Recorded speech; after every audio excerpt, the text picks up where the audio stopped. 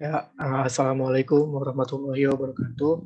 Waalaikumsalam Waalaikumsalam warahmatullahi warahmatullahi wabarakatuh. wabarakatuh. Waalaikumsalam. Pada kesempatan sore hari ini, kelompok kami akan menjelaskan signifikansi interferensi manusia terhadap ekologi dan sedimen berdasarkan publikasi oleh Strong pada tahun 2010. Sebelumnya, perkenalkan nama saya Fadila Fauzan. Nama saya Gibran. Nama saya Mahastra Ridho, bisa panggil Mahastra. Saya Sultan Davena Julian. Dan saya terakhir Eldrian Nazri Maulana. Oke, Saya izin sini. oke, ya. Boleh. Screen.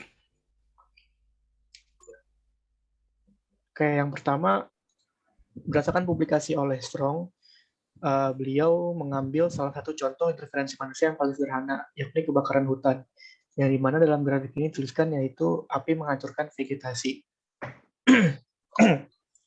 Jika terjadi kebakaran hutan, maka otomatis vegetasi akan hilang akibat terbakar.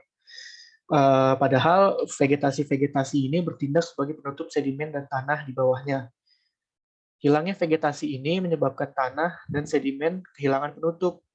Sehingga apa? Sehingga sangat mudah terpapar oleh agen erosi, yang dalam hal ini adalah angin.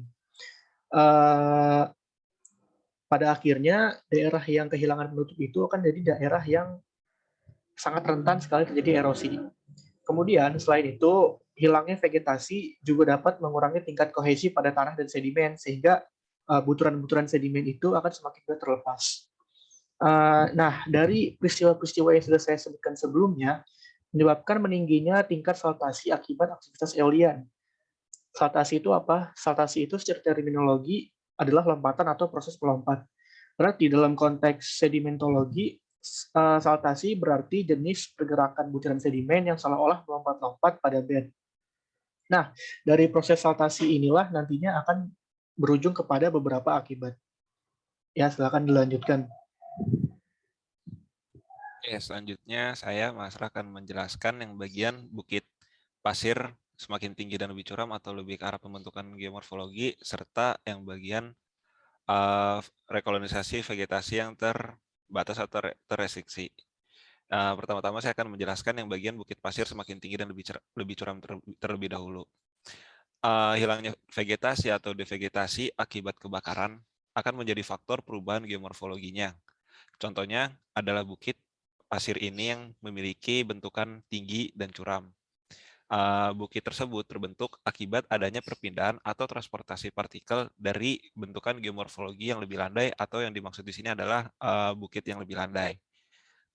Geomorfologi bukit pasir yang tinggi dan curam tersebut terbentuk akibat kecepatan angin yang lebih tinggi dan mengantarkan partikel-partikel sedimen atau partikel pasir dari bukit pasir yang ukurannya lebih kecil atau lebih landai. Selanjutnya yang bagian rekolonisasi. Laju rekolonisasi atau pembentukan kembali vegetasi yang hilang dipengaruhi oleh beberapa faktor, yaitu jenis tanah, iklim, serta kestabilan pengendapan atau area erosi sebagai aktivitas lingkungan eolian. Menurut Wicks tahun 2006 yang ada pada paper dari Strong ini, pembentukan vegetasi yang baru diintroduce itu memiliki kecepatan pembentukan 2 kali lebih cepat dibandingkan di daerah puncak bukit pasir.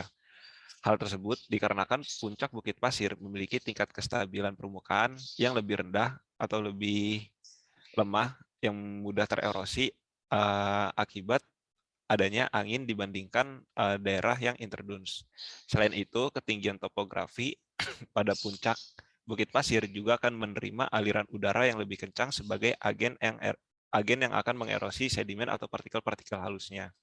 Sedangkan pada introduce yang topografinya itu lebih rendah dibandingkan puncak bukit pasir, introduce ini akan mendapatkan pasokan angin yang lebih sedikit atau tidak akan sekencang di daerah puncak bukit pasir, sehingga vegetasi dapat tumbuh dan dapat mentoleransi perpindahan partikel sedimen serta berkembang karena kestabilan tanahnya jauh lebih baik dibandingkan pada puncak bukit pasir.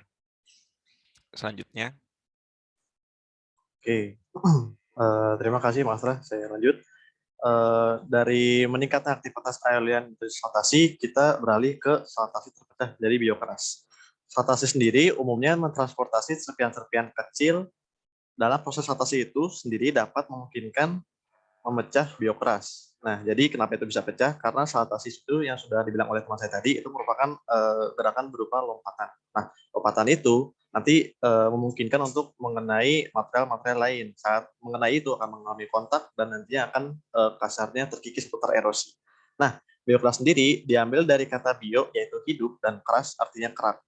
Memiliki makna berupa agregat lapisan kering permukaan tanah yang terdiri dari mikroorganisme seperti jamur, lumut, cyanobacteria, dan lain-lain. Terpecahnya suatu material menunjukkan bahwa kohesi dari partikel tersebut semakin melemah. Dalam hal ini, lapisan permukaan tanah akan semakin terkikis akibat adanya saltasi tersebut. Seperti yang sudah disebutkan sebelumnya, hasil dari saltasi tersebut akan memecah butir lain menjadi semakin kecil dan semakin mudah untuk tertransportasi oleh angin. Oke, dilanjut lagi oleh teman saya. Oke, saya akan melanjutkan.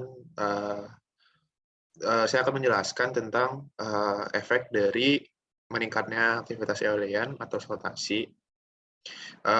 Yang pertama adalah akibat meningkatnya aktivitas eolian atau saltasi, hal tersebut mempengaruhi hancurnya agregasi atau akumulasi dari partikel sedimen yang telah terbentuk atau sedang terbentuk.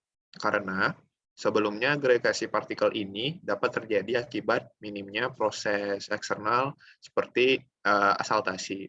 Kemudian juga selain itu akibat meningkatnya saltasi, hal ini meningkatkan terbentuknya partikel yang lebih halus seperti very fine sand yang ada di lingkungannya akibat proses abrasi dari saltasi itu sendiri. Selanjutnya dilanjutkan oleh teman saya. Baik, saya izin melanjutkan yang bagian terakhir. Bisa, di kirian dikit. Nah, saya akan menjelaskan di mana di sini terakhir ada 3 yang saling berhubungan, yaitu ada peningkatan aktivitas eolian menyebabkan semakin banyak konten eolian dalam tanah. Terus ada hilangnya sedimen halus dari tanah bukit pasir. Lalu terakhir ada berkurangnya penyimpanan kelembapan tanah yang akan nanti masuk lagi ke berkurangnya kohesi lalu kembali ke siklus meningkatnya aktivitas eolian. Oke, baik. Melanjutkan pembahasan sebelumnya yang tadi yang dimana ada aktivitas eolian seperti saltasi, lalu ada terjadinya abrasi eolian, terus terakhir tadi ada partikel eolian agregat yang hancur.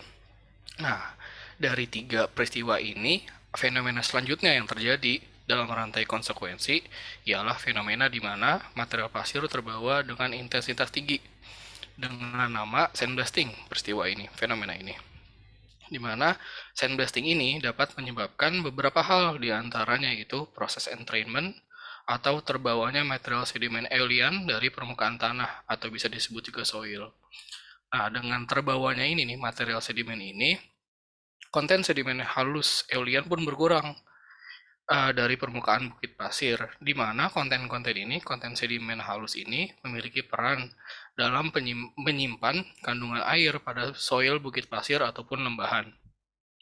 Sehingga kemampuan menjaga kelembapan dari soil-soil ini pada suatu lingkungan dunes atau gurun atau desert itu berkurang, di mana yang tadi sempat saya jelaskan akan kembali kepada salah satu pembahasan sebelumnya oleh teman saya, yaitu berkurangnya kohesi antara partikel pada soil tersebut.